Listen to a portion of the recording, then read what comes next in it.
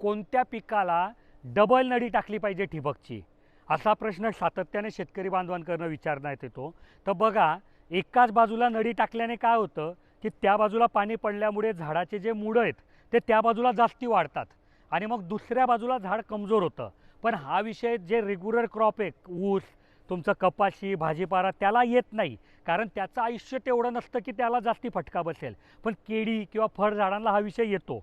तर त्यांना डबल नळी टाकल्याने काय होतं की त्यांचे जे मूळ आहे ते दोघी बाजूला सारखे वाढतात, कारण दोघी बाजूला पाणी पडत असतं. तर ते दोघी बाजूने मजबूत होतं. जेव्हा वादळ वगैरे येतं ना, तेव्हा असं झाड शक्यतो पडत नाही.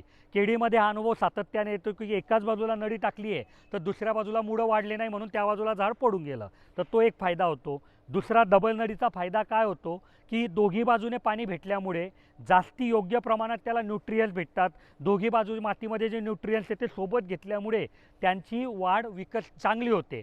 तर डबल नळीचा हा फायदा होतो, पण 101% खर्चिक उपाय आहे.